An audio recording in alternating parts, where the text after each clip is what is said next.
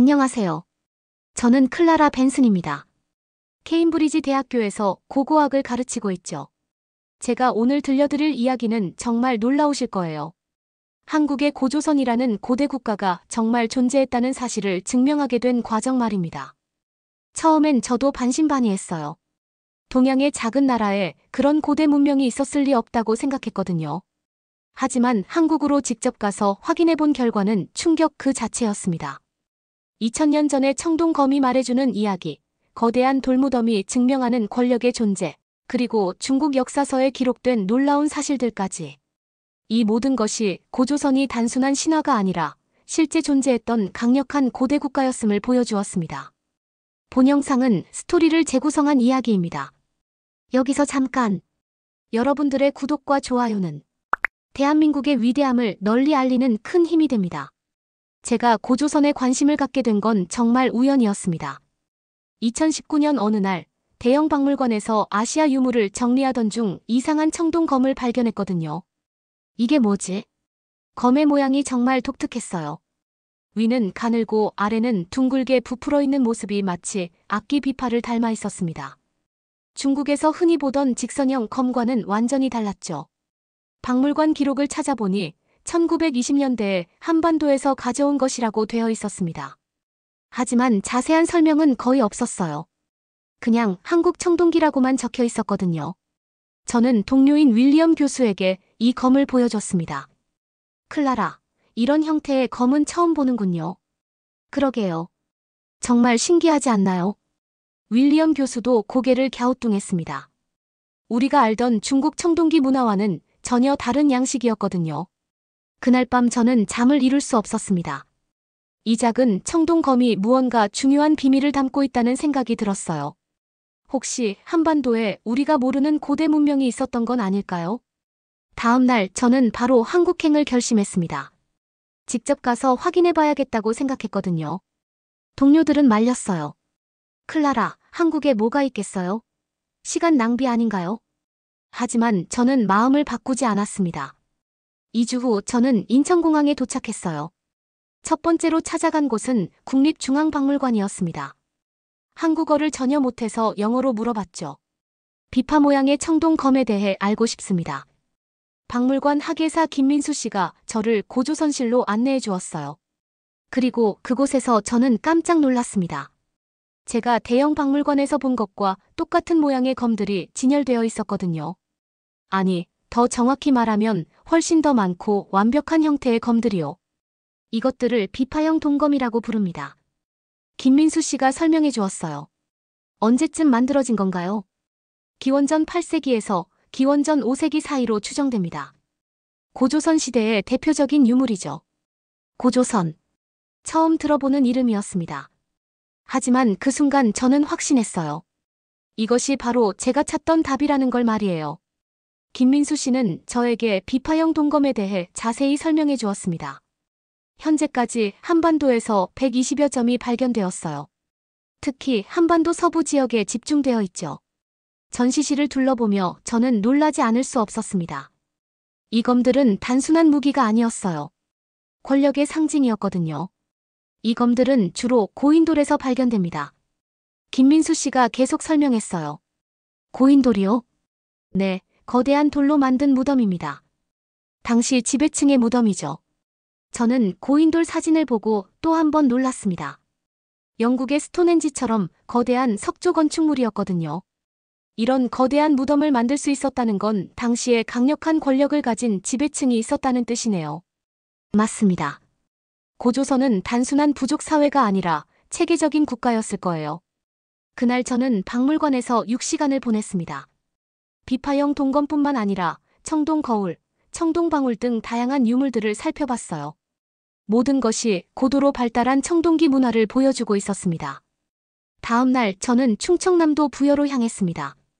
김민수 씨가 꼭 가봐야 할 곳이라고 추천해준 송곡리 유적지 때문이었어요. 1974년에 이곳에서 발굴된 비파형 동검이 한국 고고학계에 혁명을 일으켰습니다. 현지 안내사 박정호 씨가 설명해 주었어요. 왜요?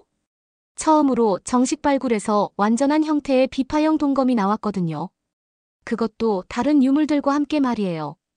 발굴 현장을 재현해 놓은 전시관에서 저는 당시 상황을 생생하게 볼 수 있었습니다.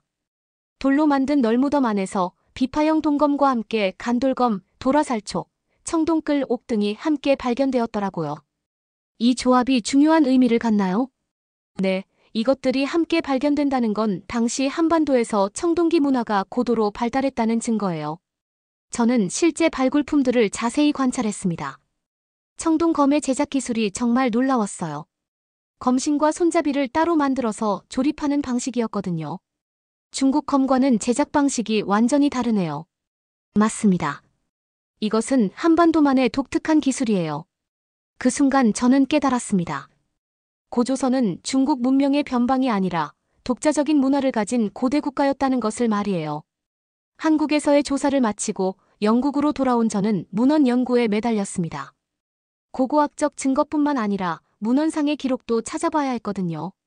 먼저 중국의 고대 사서들을 뒤져봤습니다. 그리고 놀라운 기록을 발견했어요. 기원전 3세기경에 쓰인 관자라는 책에 이런 내용이 있었습니다.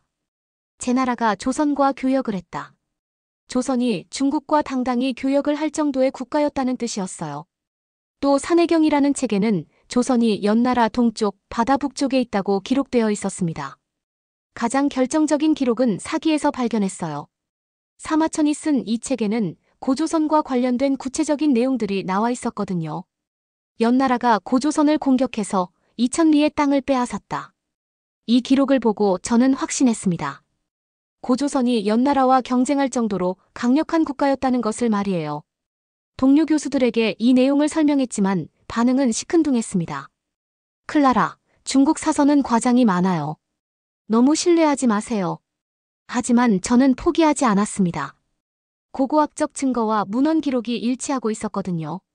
더 깊이 조사해보니 고조선의 역사는 생각보다 복잡했습니다. 특히 기원전 2세기에 일어난 위만의 집권은 정말 드라마틱했어요.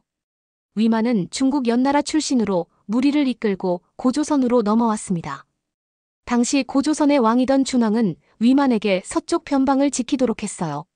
하지만 위만은 얼마 후 준왕을 몰아내고 스스로 왕이 되었습니다. 이것이 위만조선의 시작이었죠. 사기의 기록을 보면 위만조선은 상당히 강력했습니다. 철기 문화가 확산되면서 고조선은 주위의 여러 부족을 통합하여 세력을 크게 확장하였다. 또한 한반도 남부의 진나라들과 중국, 한나라 사이에서 중개무역을 하며 경제적 이익을 얻었다고 기록되어 있어요. 하지만 고조선이 강성해지자 한나라가 위협을 느꼈습니다. 기원전 109년 한나라는 대군을 보내 고조선을 공격했어요. 위만의 손자인 우거왕은 1년 동안 한나라 대군을 막아냈습니다. 정말 대단한 저항이었죠. 하지만 결국 기원전 108년에 왕검성이 함락되고 고조선은 멸망했습니다. 한국과 중국에서의 연구를 마치고 저는 논문을 쓰기 시작했습니다. 제목은 고조선 동아시아 고대 국가의 재조명이었어요. 논문에서 저는 3가지 핵심 논증을 제시했습니다. 첫째, 비파형 동검과 고인돌로 대표되는 고도의 청동기 문화가 존재했다. 둘째, 중국 사서에 기록된 고조선이 실제로 강력한 국가였다. 셋째, 고조선은 중국 문명과는 독립적인 고유한 문화를 가지고 있었다. 논문을 학회에 제출했을 때 반응은 엇갈렸습니다. 일부 학자들은 관심을 보였지만 다른 학자들은 회의적이었어요. 동양사는 우리 전문 분야가 아니잖아요. 너무 성급한 결론 아닌가요? 하지만 저는 계속해서 증거를 제시했습니다. 특히 비파형 동검의 분포도를 보여주며 고조선의 영향권을 설명했어요. 한반도뿐만 아니라 만주 지역에서도 같은 형태의 검이 발견됩니다. 이것은 광범위한 정치적 통합을 의미해요.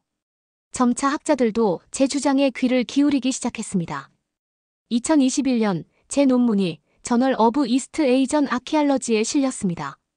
그리고 생각지도 못한 일이 벌어졌어요. 세계 각국의 고고학자들이 고조선에 관심을 보이기 시작한 거죠. 독일의 막스 슈미트 교수는 이런 편지를 보내왔습니다. 클라라, 교수님의 연구는 동아시아 고고학의 새로운 지평을 열었습니다. 프랑스의 소르본 대학교에서도 고조선 연구팀을 만들었다는 소식이 들려왔어요.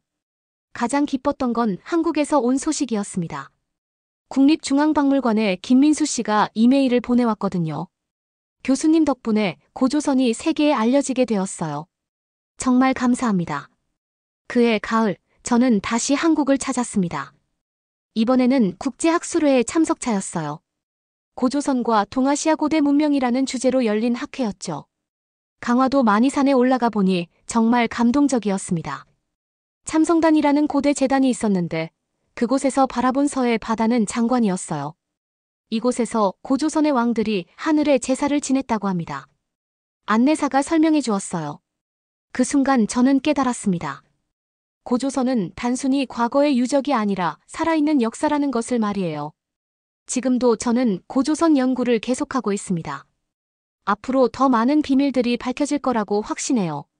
작은 청동 검 하나가 이끌어준 이 놀라운 여정을 통해 저는 역사의 진실을 찾는 것이 얼마나 중요한지 다시 한번 깨달았습니다. 고조선은 더 이상 전설이나 신화가 아닙니다. 2000년 전 동아시아에 실제로 존재했던 찬란한 고대 문명이에요. 그리고 그 문명의 후예들이 지금도 한반도에서 살아가고 있습니다. 여러분의 생각을 댓글에 작성해주세요. 또한 대한민국의 위대함을 널리 알리기 위해 구독, 좋아요로 함께 해주세요.